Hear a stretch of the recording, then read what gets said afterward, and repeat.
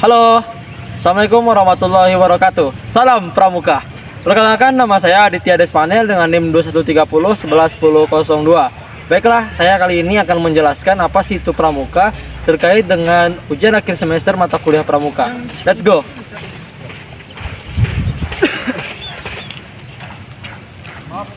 Bagaimana sih cara kita untuk mengatur diri dalam setiap kegiatan kepramukaan?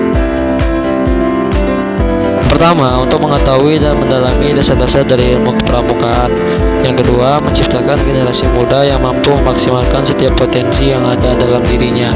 Yang ketiga, menciptakan generasi yang bertanggung jawab, disiplin, serta mampu membina satuan pendidikan di kepramukaan. Caranya adalah dengan membuat jadwal atau schedule dalam kegiatan sehari-hari, sehingga dalam berbagai kegiatan tersebut saya mampu menyesuaikan waktu yang saya punya untuk mempelajari ilmu kepramukaan dalam rangka mencapai tujuan-tujuan dari mata kuliah ini sesuai dengan jadwal atau schedule yang telah saya buat tadi. Selanjutnya adalah dengan cara berpedoman pada RPP yang telah ditetapkan, karena untuk mencapai pembelajaran tentu kita perlu pedoman dari materi-materi yang akan diajarkan oleh guru maupun pembina. Sehingga dengan adanya RPP tadi, maka tentu sebagai peserta didik harus berusaha mempelajari dan mencari berbagai sumber untuk mencapai tujuan pembelajaran. Kemudian yang kedua, bagaimana keterkaitan konsep dan prinsip pendidikan atau pembelajaran umum berhubungan dengan prinsip dasar metodik pendidikan atau pembinaan kepramukaan. Yang pertama, prinsip dasar kepramukaan. Gerakan pramuka berlandaskan pada prinsip-prinsip dasar sebagai berikut.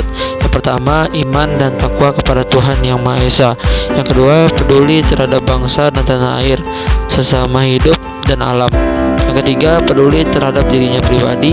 Yang keempat, taat kepada kode kehormatan pramuka. Metode kepramukaan. Metode kepramukaan merupakan cara belajar interaktif, progresif melalui pengalaman kode kehormatan pramuka. Belajar sambil melakukan, sistem berkelompok, kegiatan yang menantang dan meningkat, serta mengandung pendidikan yang sesuai dengan perkembangan rohani dan jasmani peserta didik. Kegiatan di alam terbuka, sistem tanda kecakapan, sistem satuan terpisah untuk putra dan putri. Yang ketiga, permasalahan dalam pembinaan kepramukaan di sekolah madrasah saat ini berdasarkan pengamatan yang saya lakukan. Yang pertama, jumlah pembina dan pelatih yang kurang memadai yang mumpuni bukan saja menguasai manajemen pola pembinaan, namun juga keterampilan diri pembina dalam bidang teknik kepramukaan atau scouting skill. Karena selama ini banyak pembina yang mengikuti kursus pembina hanya sebatas gugur kewajiban, implementasi ke peserta didiknya tidak pernah, sehingga sasaran mengikuti kursus tersebut tidak tercapai, maka berdampak pada tingkat kemajuan peserta didik di gugus depannya yang tidak berjalan dengan baik, walaupun ada pembinanya yang pernah mengikuti kursus pembina pramuka. Yang kedua, masih ada sekolah yang tidak mempunyai nomor gudep, namun selama ini menjadi lebih mendalam atau lebih aktif lagi menyelenggarakan kegiatan pramuka di pangkalannya. Terkadang ada kuartir ranting atau kuartir cabang yang melakukan proses registrasi nomor gudep, terlalu birokrasi dan bertele-tele dalam hal syarat pendirian gugus depan, sehingga banyak gudep yang sudah pesimis dulu. Maka akhirnya ada kebingungan tersendiri manakala mau mengadakan kegiatan kepramukaan, sementara nomor gudep belum juga ada atau belum resmi dalam menyelenggarakan kegiatan. Bila mana belum turun nomor gudepnya, belum adanya sumber pembinaan yang jelas di gudep.